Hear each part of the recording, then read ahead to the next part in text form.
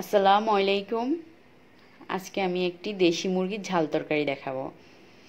আর এই মুরগিটা আপনি যদি বাটা মশলায় রান্না করেন সেটাতে স্বাদ দ্বিগুণ হয়ে যায়।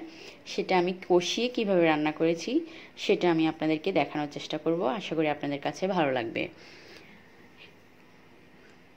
আর এর জন্য প্রথমে আমি চুলায় একটি হাঁড়ি বসিয়ে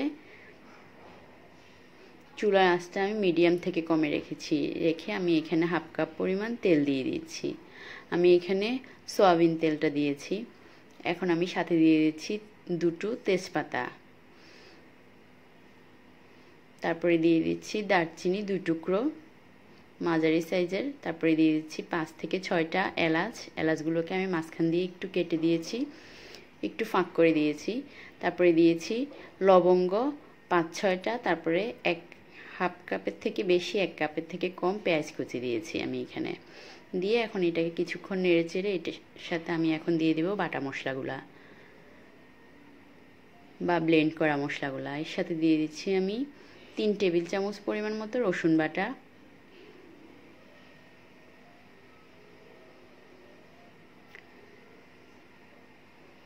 দুই চা চামচ পরিমাণ মতো আমি দিয়ে দিচ্ছি এখানে আদা বাটা, তারপরে দিয়ে দিচ্ছি আমি এখানে 2 টেবিল চামচ পরিমাণ মতো জিরা গুঁড়া মশলা, তারপরে দিয়ে দিচ্ছি আমি গোলমরিচের গুঁড়া 1 চা চামচ, 1 চা চামচ ধনিয়া গুঁড়া আর 4টা শুকনা মরিচ, গোটা শুকনা মরিচটা দেওয়ার ফলে আপনার রান্নায় ফ্লেভারটা ভালো আসবে আর কালারটা সুন্দর আসবে। এরপরে আমি এগুলাকে একটু নেড়ে চেড়ে এটার সাথে দিয়ে দিচ্ছি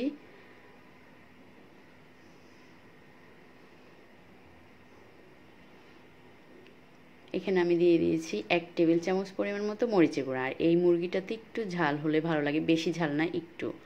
আর সাথে দিয়ে দিচ্ছি 1 চা চামচ পরিমাণ মতো হলুদ গুঁড়া আর দিয়ে দিচ্ছি স্বাদ মতো লবণ। এরপরে এটাকে আমি 2-1 মিনিট কষাবো। কষানোর পরে একটু ভেজে নেব এটাকে আমি ভেজে নেওয়ার পরে আমি একটি দেশি মুরগি কেটে নিয়েছি।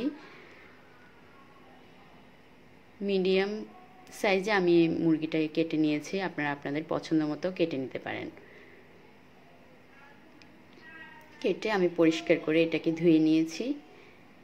এখানে আমার 1 কেজির থেকে একটু বেশি পরিমাণ মুরগি আছে। এখন আমি মশলাগুলোর সাথে এটাকে মিশিয়ে নিব। এই পর্যায়ে চুলার আঁচটা মিডিয়াম থাকবে।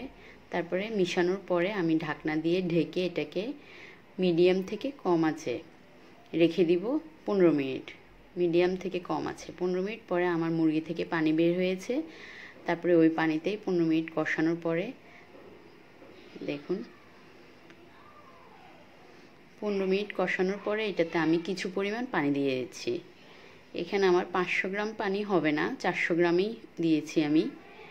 আপনারা চাইলে একটু কম বেশি দিতে পারেন, আমি বুঝে দিয়েছি যে এতটুকু পরিমাণ পানি দিয়েছি। যেহেতু এটা দেশি মুরগি, এটা সিদ্ধ হতে কিছুটা সময় লাগবে, আর সিদ্ধ না হলে এটাতে টেস্ট আসে না। এরপরে আমি 20 মিনিট পরে যখন পানিটা একটু শুকিয়ে এসেছে, এটার সাথে এ পর্যায়ে আপনারা আলু দিয়ে দিতে পারেন। তারপরে আমি যেহেতু আজকে আলু দিই নাই, এখন আমি আবার একটু পানি দিয়েছি। এখন আমি পানি দিয়েছি আমি কি পরিমাণ ঝোল রাখবো সেটা চিন্তা করে আমি পানি দিয়েছি। আমার মুরগিটা অলরেডি সিদ্ধ হয়ে গেছে।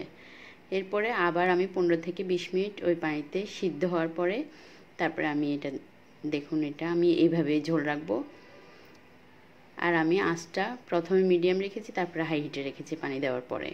তারপরে এখন আমি আপনাদেরকে সার্ভ করে দেখাচ্ছি মুরগিটা কতটা মজা হয়েছে। আর এইভাবে রান্না করলে বাসার সবাই আপনার প্রশংসা করবে। আর আপনাদের অবশ্যই আমার রেসিপি ভালো লাগবে। দেখুন আপনারা কেমন হয়েছে, খুবই মজা হয়েছে খেতে। আপনারা অবশ্যই বাসায় একবার ট্রাই করবেন। আর আমার রেসিপি যদি আপনাদের কাছে ভালো লাগে তাহলে অবশ্যই আমার চ্যানেলটি সাবস্ক্রাইব করবেন এবং লাইক দিয়ে দিবেন ভিডিওতে অবশ্যই একটি।